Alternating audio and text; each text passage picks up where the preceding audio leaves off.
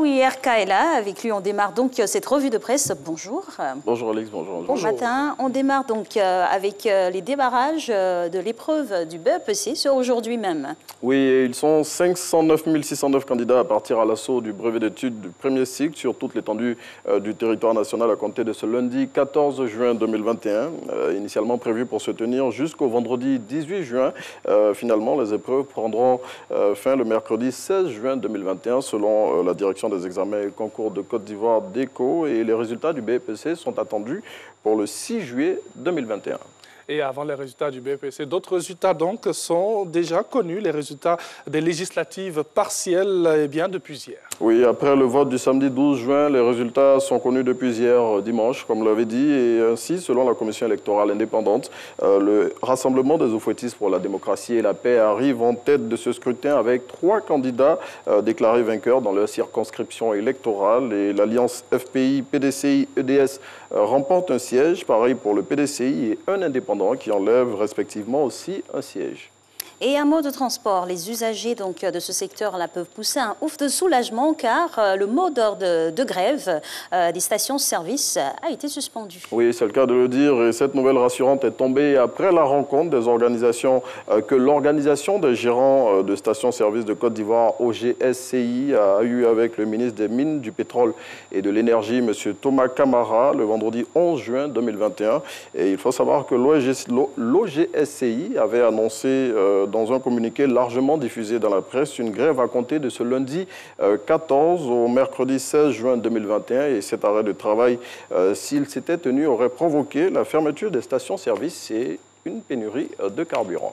Et parlons à présent du paiement des primes Covid-19. Plusieurs faux agents ont été démasqués. Oui, ils sont plus de 5000 faux agents à figurer sur les listes des syndicats des agents de santé remises au ministère pour le paiement des arriérés de primes de Covid-19. La supercherie a été découverte au moment de la consolidation des listes le vendredi dernier. Ainsi, de 16 416 personnes qui figuraient sur ces listes préalablement. Après vérification, il n'y a que 11 000 vrais agents de santé et cette situation, selon Soir Info, rend impossible le démarrage du paiement des primes Covid-19 qui était prévu pour démarrer ce lundi 14 juin 2021. Et cette nouvelle déchirante pour les fidèles musulmans, c'est l'annulation du Hajj 2021 pour tous les pays du monde entier. Oui, à l'instar de tous les autres candidats au pèlerinage à la Mecque, ceux du contingent ivoirien ne participeront pas aussi à l'édition 2021 du Hajj. La raison, le ministère saoudien a décidé de limiter la participation cette année aux seuls résidents de l'Arabie saoudite en raison du Covid-19, dont de nouveaux variants sont apparus à travers le monde. Et selon El Hadj Messamba Bamba, directeur général des cultes qu'on voit ici à l'écran, tous les candidats inscrits en 2020 restent prioritaires pour le prochain Hajj selon les conditions qui seront fixées par les autorités saoudiennes. Et restons avec la communauté musulmane. Le nouveau guide suprême de la dite communauté a été investi samedi dernier. Oui, Cheikh Aïma Ousmane Diakité a été installé officiellement dans ses nouvelles fonctions de guide suprême de la communauté musulmane et président du Conseil supérieur des imams de Côte d'Ivoire. C'était le samedi dernier et à cette occasion, il a indiqué que son institution prendra toute sa part dans la construction de la nouvelle société ivoirienne. Direction le nord de notre pays où malheureusement des éléments des FDS ont été victimes d'une explosion. Oui, un engin explosif improvisé a explosé dans la nuit de ce samedi soir, faisant 3 morts et 3 blessés dans les rangs de l'armée ivoirienne sur l'axe Teini, Zepo, Togolokaé. Et selon l'état-major général des armées, l'engin a explosé au passage d'un véhicule de l'armée transportant des militaires et gendarmes de retour d'une patrouille. Parmi les morts se trouvent 2 militaires et 1 gendarme, quand les 3 blessés sont constitués d'1 militaire et 2 gendarmes selon la même source. Et on change de sujet, on parle maintenant de la presse ivoirienne. Le quotidien Le Temps a été suspendu par l'autorité nationale de la presse. Oui, le confrère est suspendu pour 3 parutions depuis le samedi 12 et ce jusqu'à demain mardi 15 juin. Le régulateur a pris cette décision suite à la publication le 4 juin par Le Temps d'un article présentant un sondage réalisé il y a 2 ans comme un fait d'actualité.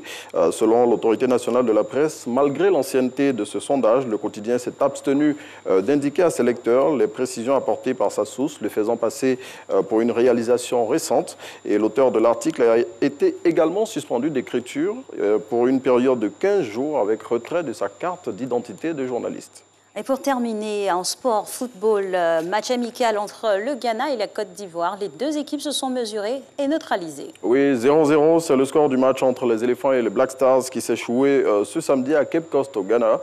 Une belle performance pour les Ivoiriens qui avaient battu le Burkina Faso, on se le rappelle, le samedi 5 juin sur le score de 2-1. Et avec ces résultats, les Ivoiriens terminent la trêve internationale sur une note satisfaisante et confirment les belles promesses de ces derniers mois, ce qui, selon Supersport, est de bon augure avant de débuter les éliminatoires du Mondial 2022 en septembre prochain contre le Mozambique et le Cameroun. C'est pas mal, mais dommage pour les pronostics très épicés qu'on avait proposés. Bon, le football, c'est la réalité des 90 minutes. Et voilà, on peut y aller de tous les pronostics qu'on veut, mais la réalité, c'est pas sur le terrain. Bien sûr. Et ça,